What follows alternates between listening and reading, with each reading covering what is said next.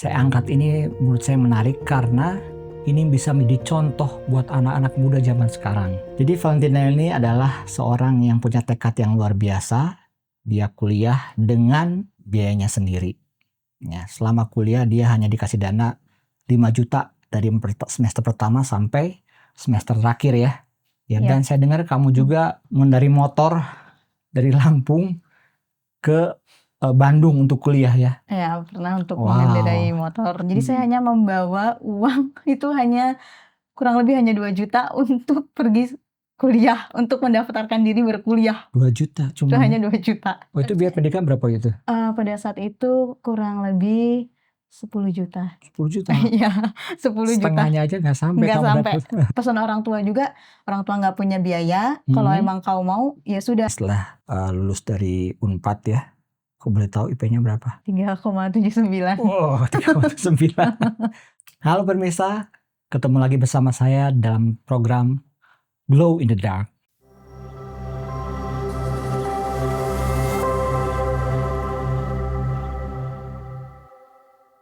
Dan saat ini saya kedatangan tamu, seorang anak muda.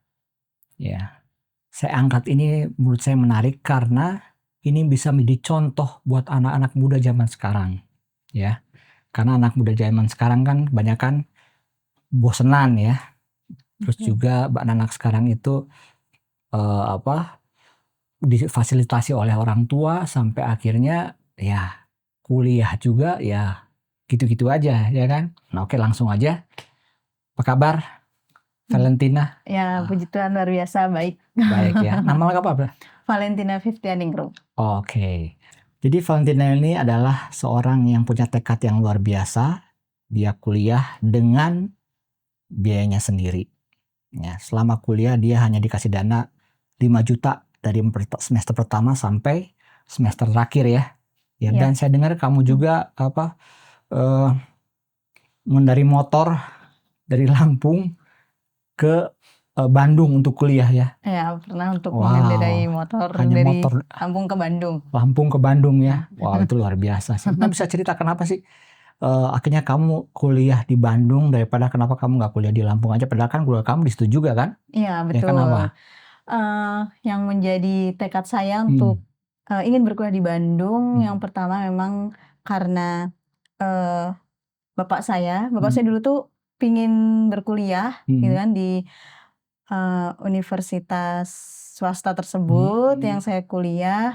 Pada saat itu ingin melakukan perkuliahan, akan tetapi kurang uang pendaftaran. Jadi sehingga tidak jadi untuk berkuliah. Dan pada saat itu ketika saya berhenti bekerja, saya memiliki tekad, mungkin orang tua saya belum bisa kuliah di tempat tersebut gitu ya. belum bisa berkuliah di tempat tersebut, mengenyam pendidikan, dan akhirnya saya memutuskan saya harus bisa meneruskan apa yang menjadi keinginan bapak saya untuk lulus di universitas tersebut. Oleh sebab itu saya memiliki tekad yang kuat dengan modal, yaudah saya nekat, saya percaya ya Tuhan akan bantu saya. Waktu itu kan sempat berhenti SMA tapi nggak langsung kuliah ya. Kamu cari uang dulu sendiri ya. Saya kerja dulu selama 2 tahun. Kenapa? Emang karena kebutuhannya belum ada untuk kuliah atau gimana?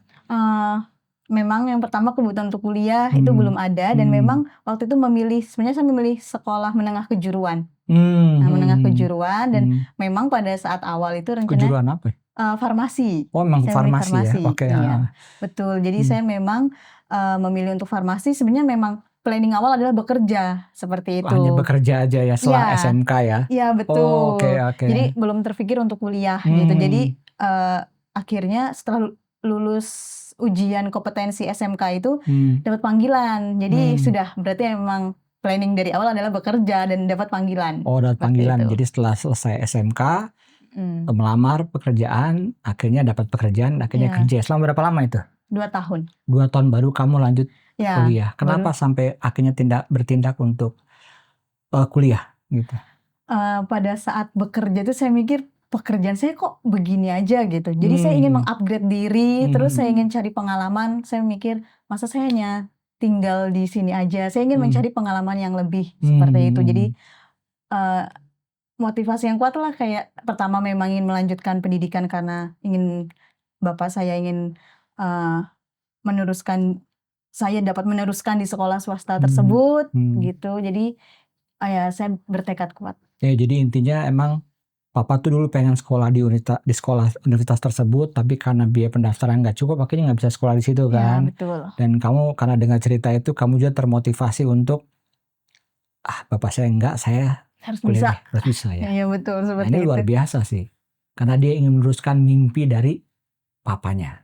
Itu luar biasa. Jadi keinginan itu yang membuat akhirnya Valentin ingin berkuliah ya. Dan pada saat Valentin berkuliah itu gimana dengan keuangan? Apakah cukup untuk kuliah di situ atau seperti apa tuh? Nah, ini menarik. Jadi pada saat itu kebetulan memang saat bekerja 2 tahun itu saya memiliki tanggungan ya, karena saya mengambil motor untuk ya fasilitas saya untuk pergi ke tempat kerja. Tapi karena saya tiba-tiba memikirkan saya harus kuliah. Nah, jadi sebenarnya selama saya bekerja pun saya masih mengkredit motor. Nah, tapi saya tetap mengusahakan untuk punya tabungan. Jadi saya hanya membawa uang itu kurang lebih hanya 2 juta untuk pergi kuliah, untuk mendaftarkan diri berkuliah. 2 juta Itu cuma hanya 2 juta. Untuk kuliah cukup nggak kalau dihitung-hitung? Kalau dipikir-pikir itu tidak cukup. Tapi saya mikir saya nekat aja deh. Pasti akan ada jalan, ada solusinya untuk saya bisa mendaftar deh. Saya yakin aja. Nah, ini menarik nih. Biasanya kita kan kalau mau kuliah atau mau melakukan suatu planning kan, melakukan sesuatu kan sudah ada planning dulu ya. Ya betul. Persiapan budgetnya seperti apa. Ini kamu cuma 2 juta, kamu mau melanjutkan kuliah dan nggak tahu nanti di sana seperti apa, kamu jalanin aja ya? Iya, saya jalanin aja. Pesan orang tua juga, orang tua nggak punya biaya. Kalau emang kau mau, ya sudah. Tapi kalau ada kendala atau apapun itu, jangan pernah marah, jangan pernah mengeluh. Itu sih hanya pesan itu. Tapi oke, saya pikir Tuhan pasti bantu saya kok. Saya hanya yakin itu aja. Dan emang orang tua udah pesan seperti itu, jadi ya saya harus jalani. Jadi kamu akhirnya jalani itu dan kamu pergi ke Bandung bawa motor. Luar biasa, cewek nih. Kalau cowok ya udahlah gitu. Kalau cewek ya oke juga, menarik nih. Nah, terus pada saat kamu sampai di Bandung, nah gimana sampai akhirnya kamu bisa kuliah tuh? Oke. Ini nih menarik. Jadi pada saat itu ya sudah, saya mengikuti pendaftaran. Sempat sih ada menangis di bawah tangga itu, di bawah tangga di dekat kampus lah itu. Karena saya mikir saya harus bayar 50%. Biasanya kan 50% dari biaya pendidikan. Oh, itu biaya pendidikan berapa itu? Pada saat itu kurang lebih 10 juta. 10 juta? Iya, 10 juta. Setengahnya aja nggak sampai. Nggak sampai. Tapi saya nekat aja. Cepet sih nangis kayak apa saya... tapi pada saat itu wajib ya harus asrama karena semester 1 saya tidak punya kenalan kan, mau tinggal di luar gitu. Jadi di universitas itu tidak kamu tinggal di asrama dan itu harus tingkat 1 itu mesti tinggal di asrama ya. Iya. Tidak boleh tinggal di luar. Iya, kan tidak ada penanggung jawab kan. 10 juta itu udah termasuk tinggal di asrama ya? Saya mengambil asrama yang memang asrama khusus yang masak sendiri. Nah, seperti itu beda lagi harganya pasti. Beda lagi, berarti lebih atas lagi ya? Iya, lebih lebih lumayan lagi lah gitu. Dan akhirnya di situ pernah sih sempat menangis, tapi saya yakin aja nanti yaudah saya coba, saya berusaha dulu deh gitu kan. Kamu berdoa sama Tuhan. Saya berdoa, kemudian akhirnya saya bisa. Dan akhirnya saya masuklah di asrama. Saya masuk di asrama khusus itu. Nah, bisanya gimana? Bisa cerita nggak? Bisanya kamu bilang akhirnya bisanya itu kenapa? Nah, itu bisanya akhirnya saya datang ke bagian pendaftaran, bagian keuangan. Memang di situ ada perjanjian harus bayar berapa persennya itu di kapan, di waktunya gitu kan. Kita membuat perjanjian. Akhirnya. Oh, jadi kamu bilang ke sekolah itu bahwa saya hanya punya uang 2 juta. Iya. Tapi saya pengen kuliah. Betul. Akhirnya kamu dikasih persyaratan lah ya. Iya. Di situ kamu disuruh syaratnya apa aja yang sekolah minta? Di situ yaitu hanya berapa persennya itu akan dibayar kapan, seperti itu. Oh, akhirnya kamu dikasih 2 juta, tapi kamu harus selesaikan dalam waktu sekian lama gitu ya, betul. Untuk bisa selesaikan itu. Betul. Kan kamu kan lagi kuliah, kerja juga. Itu di situ. Nah, itu gimana tuh sampai akhirnya bisa terlewati bisa terlewati. Pada saat itu. Akhirnya kan saya asrama, tapi di situ asrama akhirnya hanya 1 bulan, dan di situ itu benar-benar saya tidak punya. Maksudnya, jadi kamu pertama itu kuliah langsung masuk asrama kan? Iya, langsung. Dan 1 bulan tuh maksudnya gimana? Jadi gini, jadi saya tinggal dulu di asrama 1 bulan. Nah, dalam waktu 1 bulan itulah menjalani aktivitas perkuliahan seperti biasa, saya bertemu sama ada oma lah di situ, ada oma-oma di situ. Dia kebetulan lagi cari anak kuliah untuk tinggal di rumahnya. Itu benar-benar, memang saya juga mikir, aduh saya kalau nggak sambil kerja apa ya? Apa yang mau saya bayar seperti itu? Betul, itu jadi pertanyaan. Terus akhirnya? Ya kebetulan emang oma itu berdoa lagi cari mahasiswa dan saya juga berdoa, aduh saya mau pekerjaan apa nih gitu. Terus akhirnya satu sisi juga pada saat itu ada juga kan klinik di dekat kampus itu, saya juga coba apply, tapi waktu itu belum ada jawaban juga. Dan akhirnya saya tinggal di asrama hanya 1 bulan, akhirnya langsung pindah ke rumah oma. Pindah ke rumah oma dalam rentang waktu mungkin hanya 1 minggu. Nah, saya dapat juga panggilan untuk bekerja di klinik dekat juga ya? di dekat kampus, karena memang saya mencantumkan pengalaman pernah bekerja. Jadi di situ saya dapat panggilan dan akhirnya saya untuk biaya hidup dia bisa tercover ya, bisa. Jadi kamu dua-duanya dong? Iya betul. Kamu akhirnya kerja ditinggal di rumah oma itu kalau nggak salah rumah oma dari dosen di situ ya? Iya betul. Orang tua dari dosen di situ tinggal. Kamu kerja di situ. Sekalian kamu sekalian kamu juga kerja di apotik. Ya, bagian apotik. Dan kamu kuliah juga? Saya kuliah juga, jadi harus pintar untuk mengatur waktu lah, seperti itu. Untuk bantu-bantu di rumah, kuliah, baru setelah kuliah itu kerja. Selesai kuliah, perkuliahan sore, selesai saya bekerja. Nah ini nih yang menarik nih, nggak semua orang bisa hadapin ini loh. Orang anak muda sekarang kuliah orang tua yang bayarin, ya udahlah. Pokoknya gue kuliah gitu, tapi kamu enggak gitu, kamu kerja bisa dibilang 2 pekerjaan dan akhirnya kamu bisa lanjutin kuliah dengan sampai bisa bayar 10 juta itu ya? Ya untuk setiap satu semester yaitu dengan saya bekerja. Memang ketika bekerja itu tidak bisa melunaskan 1 semester ya, saya malah bahkan punya hutang di semester selanjutnya. Malah pada saat itu saya pernah bilang ke bagian keuangan bahwa saya memiliki hutang yang dimana malah saya tidak bisa membayarkan, tapi ya memang masih ada hutang sebelumnya. Tapi setiap bulan karena saya bekerja di klinik tersebut, uang itu akan selalu masuk. Jadi saya meyakinkan, jaminannya itu dan ya puji syukur bagian keuangan mengerti dan saya salah satu mahasiswa yang ya diberi kemudahan lah seperti itu. Dan akhirnya kamu bisa lanjutin kuliah secara normal ya. Secara normal. Tapi saya sempat dengar tuh pada saat masa COVID tuh kan, itu tuh kan kuliah juga nggak tahu secara online kalau nggak salah ya. Iya betul, itu secara online. Tapi kamu sih tinggal di Bandung. Kamu masih kerja nggak tuh di klinik itu? Nah di sini masuk nih sebenarnya tantangan pada saat itu karena kan saya di saat normal kan saya bolak-balik ya antara klinik dan juga rumah, pulang ke rumah si oma gitu. Ya. Nah jadi saya harus memilih nih karena kan saya takut juga karena oma sudah tua pada saat itu COVID. Jadi saya memilih diberi pilihan, pilih klinik untuk menjadi klinik atau di jaga oma. Dan akhirnya saya berdoa, ya sudah akhirnya saya lebih memilih oma gitu karena maksudnya tidak ada juga kan mahasiswa yang mau gitu ketika di COVID itu kan pada pulang semua. Jadi akhirnya saya berdoa. Jadi kamu tinggalkan untuk yang kerja di klinik, betul. Kamu lebih konsentrasi jagain oma karena takut kamu kena juga COVID, nanti kena oma juga kan oma udah tua juga ya kasihan ya. Betul. Nah tapi kan kamu berkurang dong pendapatannya. Betul, di situ berkurang, tapi ada solusi yang diberikan yaitu dengan setiap seminggu sekali lah saya kerjanya jadi ya bantu-bantu setrika. Di situ. Jadi kamu cari kerjaan yang lain ya? Betul. Jadi walaupun ada kesulitan, tapi ya ada jalan keluar yang Tuhan selalu berikan. Nah, itu sih, saya sangat bersyukur. Nah, jadi pesannya adalah di setiap kesulitan pasti ada jalan keluar kalau kita datang sama Tuhan. Betul. Ya kan? Iya.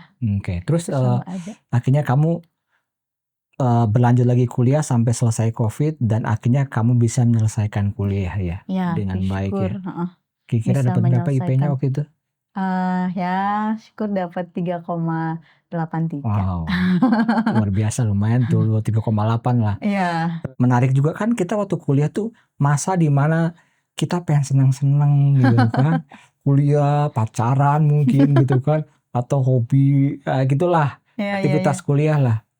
Nah, kamu apakah ikut aktivitas kegiatan seperti itu, atau kamu konsentrasi sama kerjaan dan kuliah doang? Karena saya lihat pasti nggak ada waktu dong untuk lebih yang fun-fun gitu. Iya, memang dari awal ingin berkuliah, saya sudah menetapkan diri karena saya tahu, saya ingin bekerja kan, dan apalagi ingin menyelesaikan pendidikan. Jadi saya benar-benar konsen hanya ya pulang kuliah, kerja, hanya fokus di situ saja. Tapi saya ada ikut, sebenarnya saya tidak masuk diambil bagian saya hanya sebagai anggota biasa lah. Jadi saya ikut ada di kampus tersebut. Organisasi lah ya. Ya, saya hanya ya ikut aja setiap Sabtu subuh itu ada namanya prayer cycle. Di situ kami berdoa, benar-benar ya kegiatan rohani lah. Dan di situ saya hanya ikut ya hanya sebagai ya biasa aja, hanya ngikut gitu, tidak ambil bagian sebagai apapun, tidak. Saya hanya ikut di situ setiap Sabtu subuh. Saya hanya ikut kegiatan tersebut. Untuk kegiatan ekstrakurikuler lainnya tuh tidak pernah Tidak, sih, enggak. ya. Karena emang Udah ya sibuk, komitmen ya. ya komitmen dari awal. Jadi emang ya kalau kita punya goal ya, kalau kita udah punya komitmen dari awal, itu akan mempertahankan kita sampai akhirnya kita mendapatkan goal tersebut kan. Itu yang menjaga kita, jangan sampai kita keluar jalur gitu kan. Nah, itu luar biasa sih. Jadi keinginan kamu tuh bisa jadi contoh buat anak muda saat ini ya. Jadi ya kalau kita ingin mencapai sesuatu, kita harus kejar itu. Walaupun banyak godaan sebenarnya anak muda. Iya, banyak. Tapi ya di situ saya juga nggak gengsi sih. Jadi kayak ya udah biarin aja. Emang tujuan saya adalah untuk berkuliah, menyelesaikan pendidikan saya. Jadi saya nggak pernah minder sih mau teman saya. Jadi kamu setelah kamu lulus dari kuliah S1, kamu ingin lanjut ke kuliah S2 ya? Betul. Unpad ya. Kamu berkuliah di situ. Nah, kenapa sampai kamu mau kuliah S2 di Unpad gitu? Padahal ya kamu juga kan baru lulus ya. Nah, selama proses itu apa yang kamu lakukan? Nah, sebenarnya sebelum menjalani proses pendidikan lebih lanjut tuh sebenarnya saya berhenti dulu, saya bekerja dulu. Saya waktu itu meminta sama Tuhan bahwa saya ingin bekerja, karena kepercayaan saya tidak bekerja di hari Sabtu. Jadi saya berdoa minta sama Tuhan untuk mendapatkan pekerjaan yang libur di hari Sabtu. Nah, tapi jawaban doa ini menarik. Saya malah dapat di klinik, salah satu klinik yang dimana klinik ini libur Sabtu Minggu. Jadi itu benar-benar wah jawaban doa ini sepertinya ya. Nah, di situ saya kerja dulu selama 3 bulan. Selama 3 bulan. Dan di situ saat berjalan pekerjaan, saya merasa senang karena ya memang part time, tapi saya enjoy menjalani, cukup untuk membiayai saya hidup. Itu saya sangat bersyukur. Nah, tapi di tengah-tengah itu saya dapat tawaran kerja yang dimana pekerjaan ini sepertinya membawa saya lebih dekat nih sama Tuhan gitu kan. Dan kemudian akhirnya dapat tawaran yang dimana ya saya merasa lebih ya secara gaji lebih ya gitu.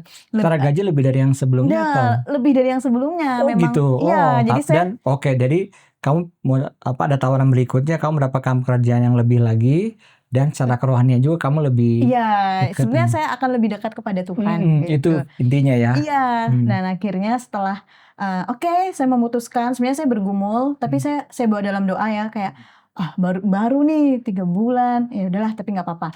Kayak saya berdoa, saya harus ngomong apa ya gitu kan ke klinik tersebut gitu yang saya kerja itu. Karena baru 3 bulan kamu kerja di situ kan. Iya, benar. Dan mereka sih sebenarnya udah senang dengan saya di situ gitu.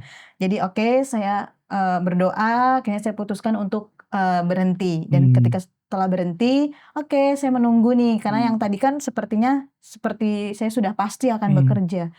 Tapi ternyata Tuhan punya rencana lain. Saya tidak dipanggil-panggil. Oh gitu, tapi kamu sempat berhenti dari kerjaan itu? Iya, saya sudah berhenti. Udah berhenti ya? Sudah. Saya sudah berhenti di situ. Saya sedih, saya sangat sedih, saya berdoa. Tapi saya lebih ke introspeksi diri, atau saya berpikir apakah Tuhan memiliki rencana yang lain yang lebih indah untuk saya, dan apakah karena saya memikirkan dengan gaji yang besar ya gitu. Jadi saya introspeksi diri deh. Jadi di situ saya berdoa, oke Tuhan, sekarang saya bingung untuk cari kerja selanjutnya apa. Tapi di sini sepertinya Tuhan punya rencana untuk saya, di mana saya bertemu dengan salah seorang ada kakak lah. Karena ini kakaknya teman saya waktu saya kuliah. Beliau ada di Bandung, dan ternyata beliau membutuhkan orang untuk menemani kakak yang sakit ini. Nah, Tuhan mungkin pakai saya ya. Oh, jadi kamu pernah ketemu waktu kuliah itu sama, bisa dibilang teman atau teman ya? Iya. Dan kakak tingkat sih. Kakak tingkat ya. Oke, terus? Kakaknya sakit kebetulan. Oh, jadi pada saat kamu nggak ada pekerjaan, kamu diminta sama teman kamu itu untuk menjaga kakaknya yang sakit itu ya? Oke. Di situ sih saya tidak mengharapkan ada imbalan atau bagaimana, karena memang saya juga lagi nganggur. Jadi saya mikir selagi saya bisa membantu apa salahnya. Betul, gitu, karena saya juga tidak bekerja gitu. Kan kamu kan sempat kecewa ya. Ini kecewa di mana kamu berhenti kerjaan yang kamu rasa kamu sudah enjoy lah kerjaannya. Dari kamu bisa olahraga, kamu bisa ngapa-ngapain, mungkin jalan-jalan juga bisa, dan untuk kebutuhan kamu sendiri pun cukup. Dan kamu 3 bulan kerja di situ dan kamu berhenti hanya untuk mendapatkan pekerjaan yang sebenarnya bukan sekedar duit doang, tapi kamu ingin mendapatkan hubungan kamu dengan Tuhan lebih dekat. Ternyata belum.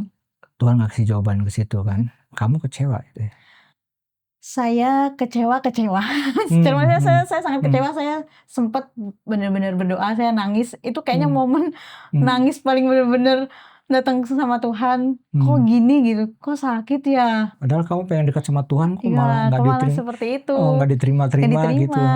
Betul. Tapi saya jadi introspeksi diri, apakah ada yang salah dari saya ketika saya ambil keputusan itu sih. Saya tidak saya malah menyalahkan diri saya. Kamu kenapa kok memilih untuk dengan mungkin melihat nominal atau apa? Kamu kenapa seperti itu? Saya lebih seperti itu sih. Ini yang saya dapat nih ya. Kadang kita maunya punya satu tempat pekerjaan yang hubungannya dekat sama Tuhan tuh lebih enak gitu ya. Tapi mungkin Tuhan nggak kasih kita di situ. Mungkin Tuhan pengen tempatkan kita di suatu tempat yang mungkin akan banyak persoalan di situ untuk kita bisa kuat gitu nanti ke depannya. Malah bisa jadi malah kita karena masalah-masalah itu kita jadi kuat dan mungkin bisa jadi jawaban buat orang lain. Ya. Dan mungkin nggak tahu setelah itu akhirnya kamu tadi kamu lanjutkan, setelah itu kamu prosesnya seperti apa? Nah, jadi setelah saya menjaga kakak ini, saya dikasih motivasi, saya kembali lagi bangkit ya, semangat. Dan akhirnya saya mendapatkan telepon dari teman saya. Dia bilang, Valen, saya nggak mau lihat kamu begitu aja. Kamu harus melanjutkan pendidikan kamu. Terus saya bilang, wah, biaya untuk melanjutkan pendidikan. Uang dari mana? Gitu. Kalau di jenjang selanjutnya itu apoteker. Oh iya. Ya, lulus sarjana itu kalau mau menjadi apoteker kita harus berkuliah profesi. Nah, jadi teman saya ini bilang, kamu harus lanjutkan pendidikan kamu. Terus saya bilang, ya uang dari mana, itu tidak mungkin gitu lagi kan. Lagi kerja lagi kan? Lagi gak kerja. Terus akhirnya dia hanya bilang, doain aja aku sehat-sehat. Kakak itu bilang gitu kan, doain aja aku sehat-sehat. Itu bisa dicicil kan. Saya langsung kayak, maksudnya apa ini Kak? Ini nggak mungkin. Saya bilang kayak gitu kan. Doain aja aku sehat-sehat aja. Ya udah, ada uang nggak buat daftar? Beliau sampaikan seperti itu. Akhirnya, ini beneran. Jadi saya agak. Jadi dia menawarkan diri untuk bantu kamu. Betul. Oh, oke. Dan terus saya mikir, waduh, kayaknya masuk profesi juga bukan hal yang mudah gitu ya, karena harus melewati seleksi gitu kan. Jadi saya sebagai apoteker ya. Betul. Jadi saya agak ragu nih. Terus saya mikir. Sebelumnya kuliah lulus apa? Sarjana. Sarjana apa?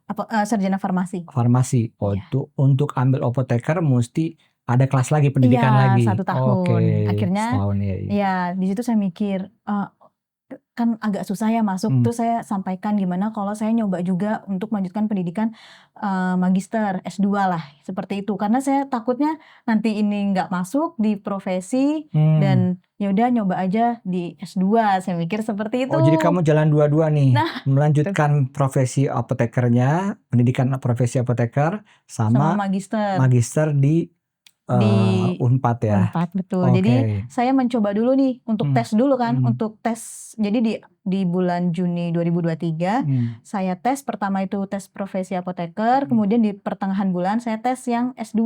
Dan saya memang kalau misalkan dua-duanya keterima, oke, saya lebih pilih profesi apoteker karena memang yang mau kakak yang mau membiayai kan profesi apoteker gitu. Untuk biaya kuliah pendidikannya lah ya. Pendidikannya kalau S2 mah yaudahlah bisa nanti, tapi ya saya mengupayakan mana nih, di situ ternyata saya puji Tuhan saya keterima dua-duanya.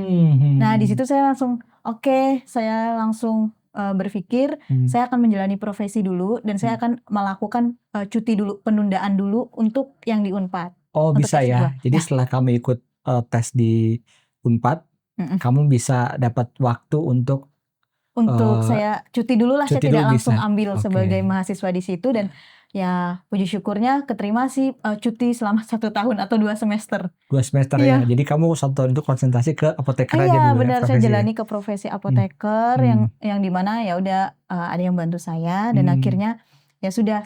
Jadi selama saya pendidikan profesi apoteker ya kendala-kendala itu ada, tapi ya semua dapat terlewati. Tantangan seperti tantangan yang dimana keyakinan saya tetap menjaga untuk beribadah pada hari Sabtu, dan di kampus tersebut ya puji Tuhan mau menerima apa yang menjadi keputusan saya. Jadi pernah ada ujian tes apoteker itu di bagian akhir kita sudah menyelesaikan pendidikan. Nah di mana ada salah satu ujian, di mana ujian itu yang biasanya sering dilakukan hari Sabtu. Nah di situ saya komitmen, saya tidak mau. Dan mungkin ya sebelum sampai situ mungkin ya saya mau kasih tahu informasi kepada teman-teman semua bahwa Valentine ini punya keyakinan ya. Dia punya keyakinan bahwa untuk hari Sabtu itu hanya hubungan dia dengan Tuhan. Betul. Ya, jadi dia nggak mau kerja, dia rasa itu yang menurut kepercayaannya dia yakini itu.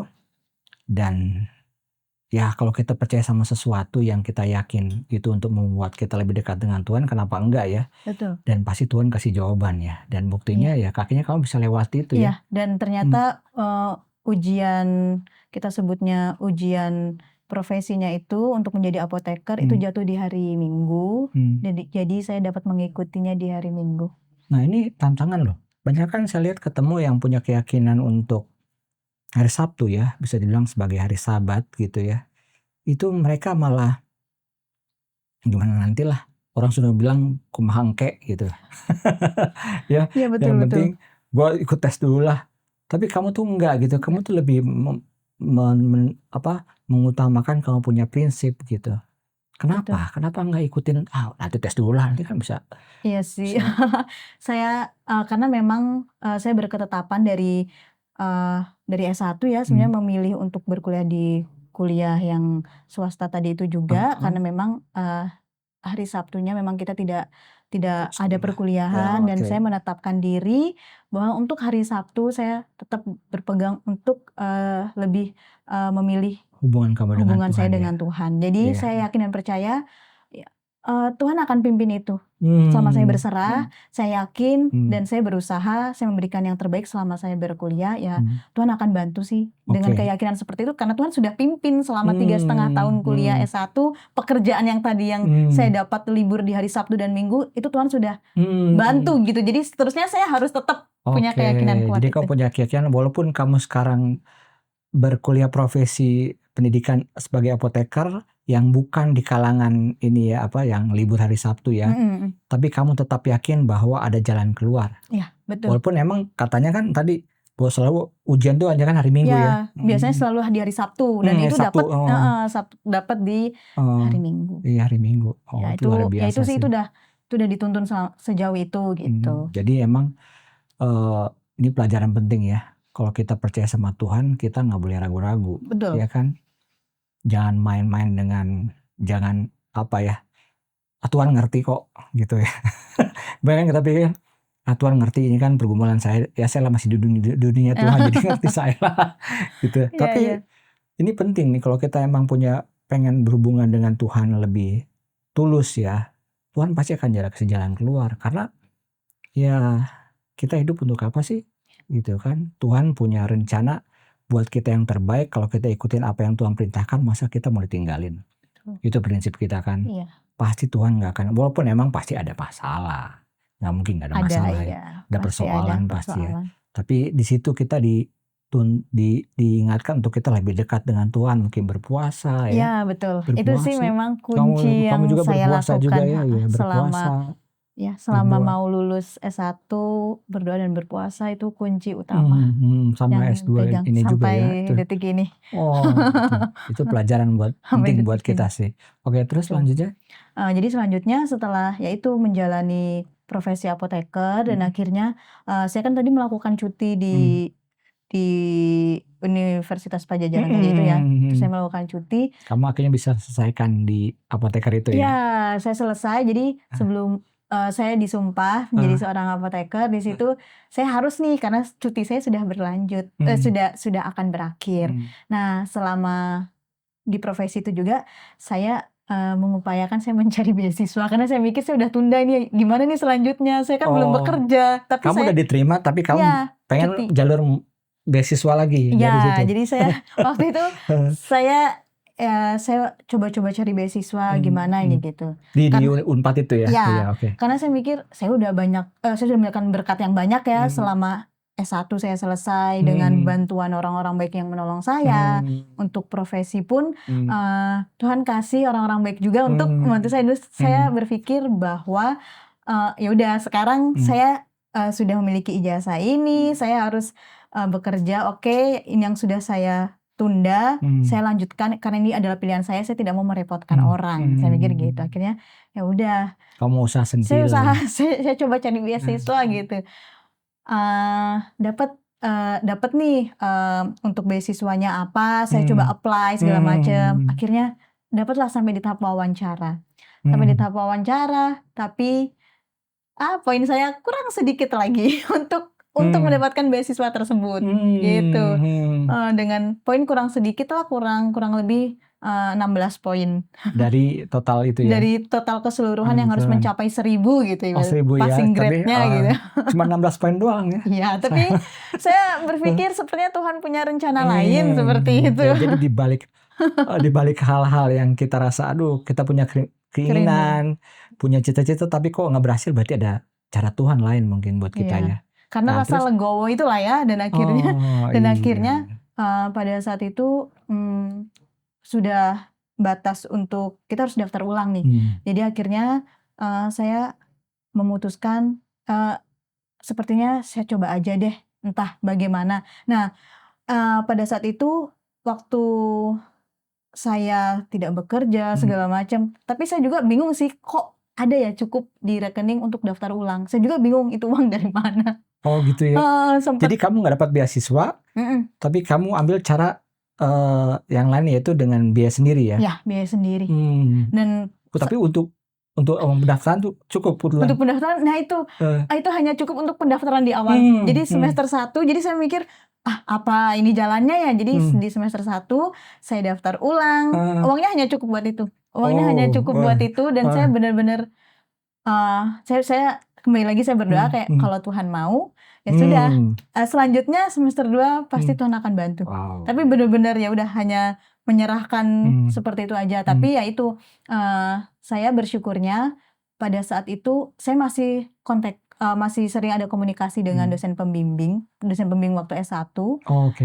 Jadi beliau minta tolong untuk membuat PPT kayak koreksi soal. Jadi saya ada sambilan tuh, sambilan. Jadi saya sambil kumpul-kumpul ya, dengan seperti saya bersyukur walaupun ya sudah menjadi alumni ya di sekolah tersebut gitu, di kampus tersebut, tapi dosen masih hubungin saya di situ kayak terima kasih Tuhan, saya walaupun belum bekerja ada nih pendapatan yang bisa saya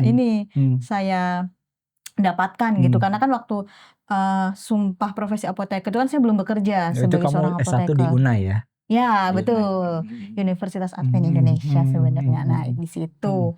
Dan akhirnya ya sudah, ya dapatlah pendapatan seperti itu. Kemudian seiring berjalannya waktu, saya serahkan lagi untuk semester 2 bagaimana, saya tidak tahu. Nah, tiba-tiba untuk memasuki semester 2 itu, ada teman saya tiba-tiba, dia telepon, dia bilang ada kirim uang. Saya tidak pernah meminta gitu, saya bingung, kirim uang buat apa ya?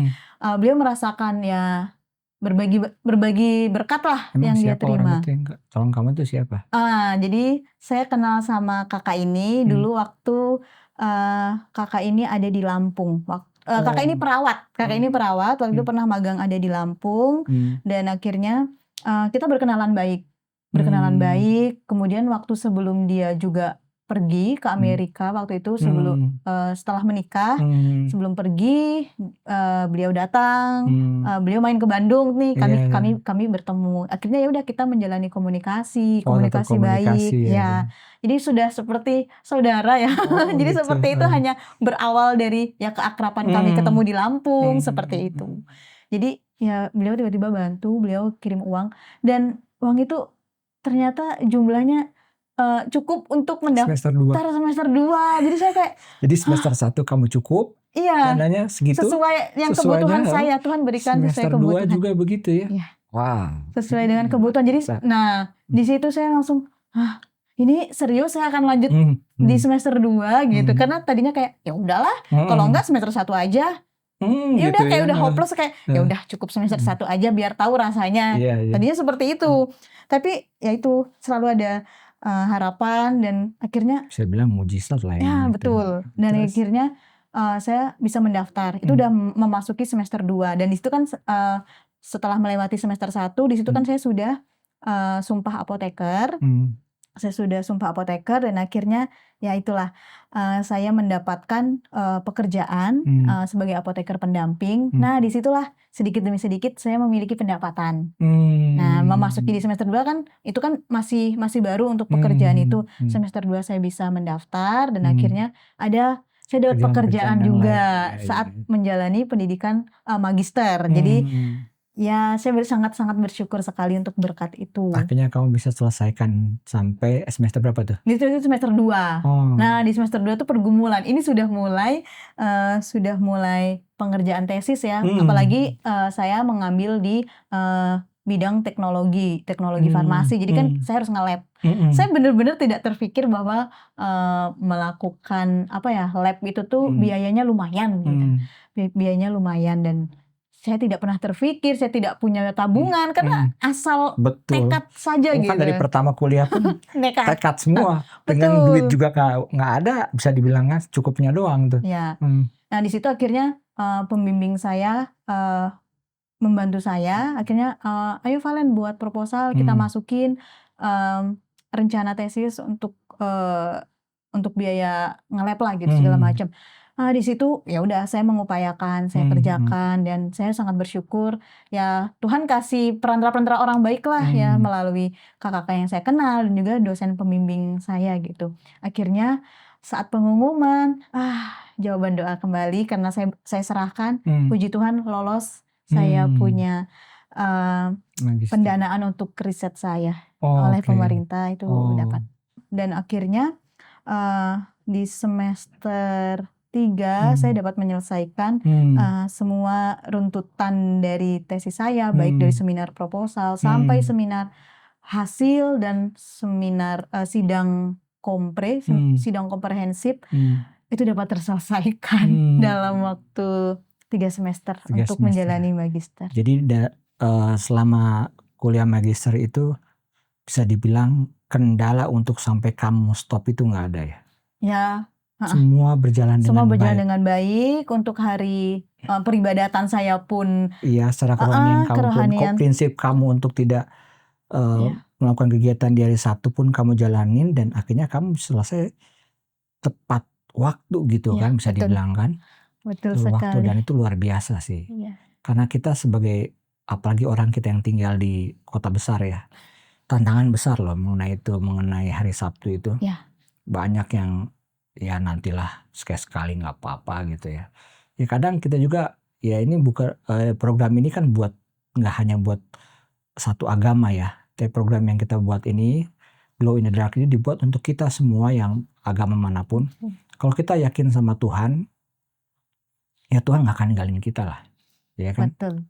Ya seperti pengalaman Valentine tadi, dia berkuat dengan hari Sabtunya gitu, dan buktinya dan selesai semua ya, baik kuliah. Dan sekarang ini pelajaran bagus ini buat anak muda ya, apalagi mereka yang mau kuliah nih dalam waktu dekat ini kan. Tantangan banyak lah. Pasti itu apalagi akan yang ada. Bisa dibilang satu prinsip ya dengan Valentine yang bisa dibilang hari Sabtu dia harus pegang itu sebagai imannya dia. Nah, apa yang Valentine ingin katakan kepada mereka, mungkin bisa sampaikan di pemirsa di sana. Ya mungkin buat teman-teman semua,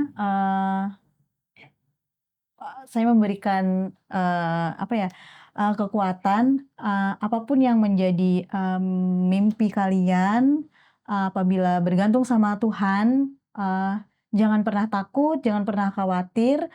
Kendala pasti ada dan segala masalah yang ada, kalau orang Jawa tuh bilangnya legowo. Ya udah kita terima, kita jalani, jangan pernah bersungut-sungut. Kita jalani dengan ikhlas, kita bawa semua dalam doa, pasti akan ada jalan keluarnya. Dan tetap jangan pernah lupa, jangan pernah meninggalkan Tuhan, selalu andalkan Tuhan dalam kehidupan kalian semua. Wow, luar biasa ya. Dan sekarang kegiatannya apa nih setelah lulus dari Unpad ya?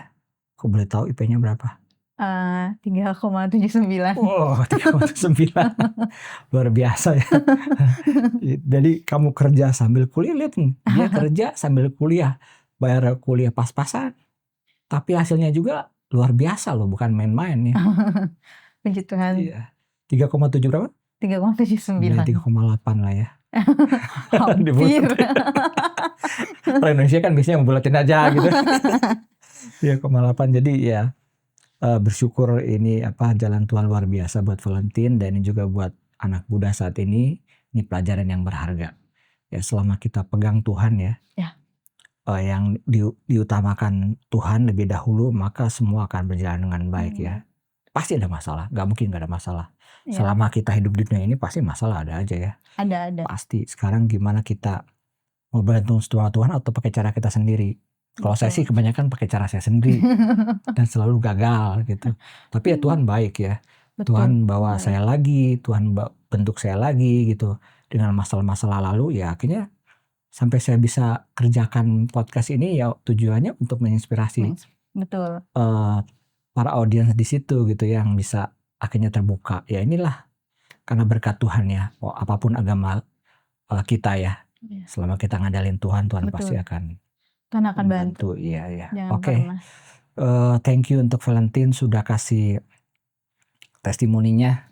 Ya luar biasa, saya sendiri juga sangat dikuatin ya. Ya.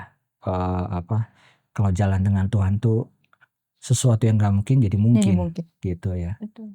Ya karena kita punya Tuhan. Mungkin kalau ada orang lain juga mungkin berpikir gini, saya juga gak punya Tuhan, tapi saya bisa kok asalkan saya tekad. Nah cuman bedanya kita yang punya Tuhan dengan tidak adalah di saat kita punya masalah gitu ya, kita nggak sendiri gitu, ada yang bantuin kita. Sesuatu yang kita nggak bisa lihat tapi kita tahu bahwa ada kuasa dari situ yang nolong kita untuk kamu kesini dong, kenapa kamu nggak begini, kenapa kamu nggak begini.